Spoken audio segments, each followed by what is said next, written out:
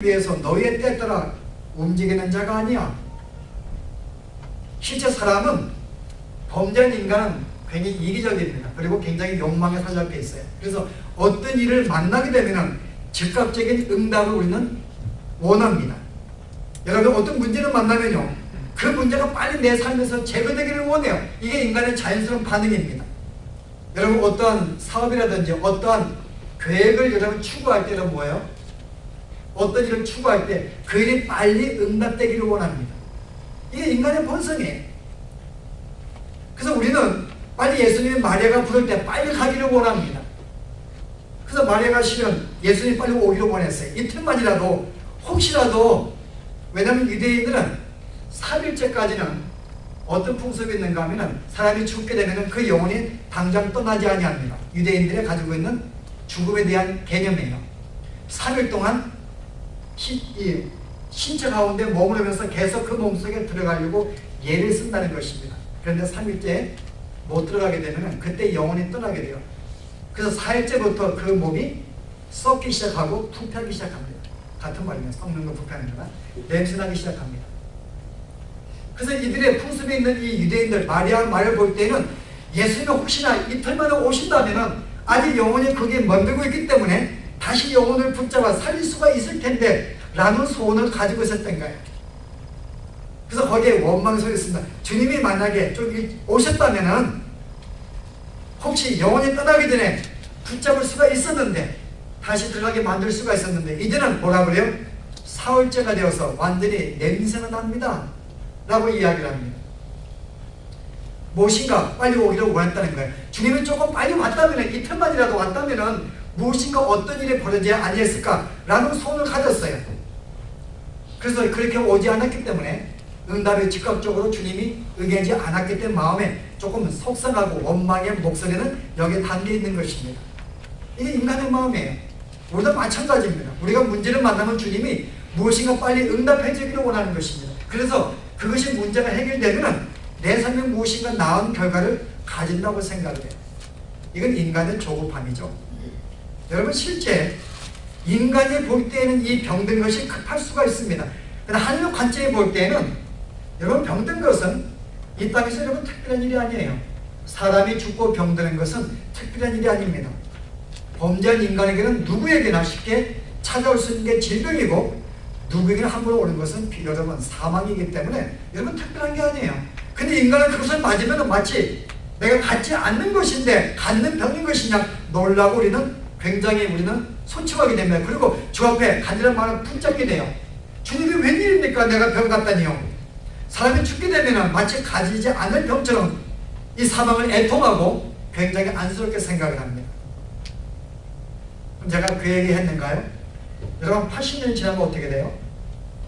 이 지구상에 남아있는 인간은 한 명도 없으면 다 바뀝니다. 여러분, 제가 볼 때 옛날엔 70이었는데 강건한 80이다. 요즘은 강건한 시대가 되었기 때문에 80이 되었어요. 80은 다 죽습니다. 그 80년 지나면은 현재 이 지구에 있는 70억의 인구가 다시 싹 바뀌는 거예요. 사망은 우리에게 굉장히 자연스러운 것입니다. 근데 우리는 그것을 감당하지 못해요. 그래서 우리는 무엇인가 빨리 병도 낫기를 원하고 죽지 않기를 원합니다. 그래서 만약에 응답이 안 되면 무엇인가 이 특별한 이 상황에 벗어나지 아니하면은 주님의 나라를 마치 사랑하지 않는 것처럼 무엇인가 우리는 마음속에 원망과 속상을 갖게 되는 거예요. 그런데 주님 메시지는 뭐예요? 주님은 내가 너희의 때가 아닌 나의 하나님의 때에 하나님의 방식을 가지고 너에게 찾아온다는 것입니다. 왜냐하면 그것이 가장 너에게 정확하게 좋은 것이기 때문에. 인간의 생각으로는 내가 어떤 일을 만나고 빨리 해결되면 그게 가장 베스트의 결과로 온다고 생각을 해요. 근데 우리는 실은 그렇지 않습니다. 과연 그게 베스트의 결과인가요, 여러분? 여러분이 갖고 있는 소원들이 빨리 이루어진다고 과연 그것이 우리의 삶의 가장 최상의 결과인가요? 우리는 그렇게 생각을 해요. 그러나 하나님은 하나님의 때에 하나님의 방식으로 어떤 일이 성취될 때 그것이 우리에게 가장 최상의 결과를 가져온다고 말씀하고 있는 것입니다. 그래서 우리의 때에 주님이 응답하지 않는 거예요. 마치 우리의 때에, 우리의 시간대에 이루어지면 그것이 가장 월성한 상태가 나올 수도 있기 때문에 우리는 그것을 몰라요. 그런데 인간은 어리석게도 내가 소원한 것이 그때 이루어지면 가장 최상의 복을 받는다고 생각합니다. 그게 최상의 나쁜 결과가 온지 누가 아는데요? 주님은 우리에게 그거 도전하고 있는 거예요. 내가 내 때에 내 방식의 최상이라는 것입니다. 그 주님이 실은 삶을 오셔서 완전히 죽은 상태, 더 이상 소망이 없고 이제는 포기했습니다. 어차피 죽은 거 포기했는데 완전히 포기한 상태에 그를 살리심으로 어떻게 했어요? 실은 거기에 마르다와 마리아 또한 주변에 함께 울고 있는 사람들이 예수님의 능력을 다시 보게 되고 그분의 참된 모습을 다시 보게 됩니다. 그리고 그들로 하여금 든든한 흔들리지 아니하는 믿음을 그들은 갖게 됩니다. 여러분 이것은 놀라운 축복이에요. 이 사건을 통하여 든든한 믿음을 갖게 되는 거예요. 여러분 이와 같은 믿음은 잠시 2, 3일 동안 슬퍼하는 근심보다는 훨씬 더 큰 놀라운 결과입니다. 그가 슬픔이 아무리 큰들 그가 영원히 갖게 된 그 든든한 믿음은 정말 주님이 어떤 분인지 분명히 알고 그분을 붙잡을 수 있는 것은 그 어느 보다도 바꿀 수 놀라운 축복입니다. 실은 주님은 그에게 주님이 어떤 분인가를 분명히 보여주었어요. 그리고 그분을 분명히 붙잡을 수 있는 든든한 신앙을 그들에게 준 계기가 됩니다. 이게 첫 번째 주님의 지체하신 이후에 하나님의 때 움직이신다는 거예요. 여러분 주님이 이미 이 우주를 만드시기 전에 여러분 이 땅에 보내시기 전에 주님은 모든 걸 계획해 놓으셨습니다. 그분의 계획은 1.1핵도 어느 한 순간도 빈틈이 없습니다. 우리가 우연히 보이는 아이가 감기에 걸리는 것도 하나님의 계획 가운데 이루어진 것입니다. 그러니까 여러분이 어떤 걸 소원한다고 하나님은 그 계획에 바뀌는 게 아닙니다. 우리가 찾는 것은 나를 향하신 주님의 뜻이 무엇인가를 발견하는 게 지혜의 삶입니다. 그게 가장 우리의 최선 삶이기 때문에 그래서 우리는 우리의 뜻을 빨리 이루려고 하는 그 욕심과 그 어떤 조바심을 우리는 빨리 버리는 게 좋습니다. 자, 두 번째 여러분 왜 지체하셨는가요? 첫 번째가 용감되는 것입니다. 하나님께서 오늘 뭐라 그래요? 오늘 마르다를 만났을 때 야 내가 너를 내 오라비가 살 것이다 나를 믿으면 그 뭐라 그래요? 알지요 주님이 오시는 날 그날 살 것이죠. 근데 뭐라 그래요? 나는 부활의 생명이니 나를 믿는 자는 죽어도 지금 죽어있다 할지라도 살 것이요 살아서 믿는 자는 영원히 죽지 않을 것이다. 나는 부활이요 생명이다. 바로 이것을 알리기 위해서 그는 지체하신 것입니다. 당신은 누구라고요?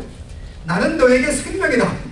나는 너에게 부활인 것을 분명히 증거하기 위해서. 자, 왜 사흘만에 가셨다고요?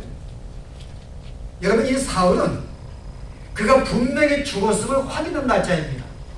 만약에 그가 이틀이나 만약에 하루 만에 가셨으면요 혹시 예수님의 능력이 아니다 할지라도 살 수가 있는 거예요. 왜냐하면 영혼이 아직 떠나지 않았기 때문에 혹시 하나님의 은혜로 살 수 있는 기회가 있습니다. 그러나 사흘째 어떻게 되었는가요? 완전히 그는 영혼이 떠나서 이제 부패가 썩어서 냄새가 나기 시작하면 완전히 죽었다는 것입니다. 그가 실은 사흘 만에 도착한 것은 그가 완전히 죽은 상태인 것을 확인시키기 위해서 그리고 그와 같은 존재를 살리는 내가 바로 너의 영원한 생명인 것을 알게 만들기 위해서 완전히 죽은 다음에 가신 거예요. 내가 너의 생명이라는 것입니다. 정말 죽은 자를 내가 살렸다는 거죠. 그래서 그런 일부러 그가 완전히 죽은 것을 확인시키기 위해서 그리고 그를 살리시는 것을 당신인 것을 알리기 위해서 바로 그렇게 칭찬하신 것입니다. 그는 우리의 생명이다. 우리의 부활이다. 우리가 알고 있는 고백이지만 정말 그분이 우리의 생명인 것 우리는 실감하지 못합니다. 그래서 때로는 우리에게 삶에 가장 절망 가운데 빠뜨리는 이유가 뭐겠어요? 정말 절망 가운데 빠져서 소망이 없고 내버려 어쩌는 상황 속에 던지시는 이유는 그와 같은 절망 속에서 주님을 찾았고 주의 도우심을 건질 때 정말 주님은 나의 소망이십니다 라는 것을 알게 만들기 위해서 종종 우리와 하여금 절망 가운데 빠지게 만드는 거예요. 오늘 같은 이치입니다. 완전히 소망이 없는 더 이상 꿈을 가질 수 없는 그런 절망 가운데 죽게 만든 다음에 가신 거예요. 그 다음에 살리신 것은 정말 주님은 나의 생명이십니다. 우리가 어떤 상태에 죽음에 있다 할지라도 주님은 우리를 살릴 수가 있는 우리의 생명이십니다. 주님만이 나의 부활이시고 그 어떤 것도 나의 생명이 아닙니다. 이 고백을 받으시기 위해서 일부러 지체하신 거예요. 그래서 완전히 죽이신 것입니다. 사흘 만에 가신 것은. 오늘 오늘 무덤가에 가셔서 예수님이 외친 말이 있습니다. 나사로야 나오느라. 근데 나사로가 나왔어요. 여러분 잘 보세요. 나사로가 그 말을 듣고 나왔을까요, 여러분?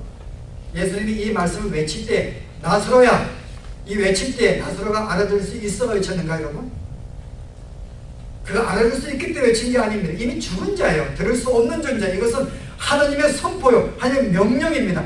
이것은 하나님의 명령에 의해서, 그분의 선포에 의해서 그가 살아나고 나옴을 알게 만든 거예요.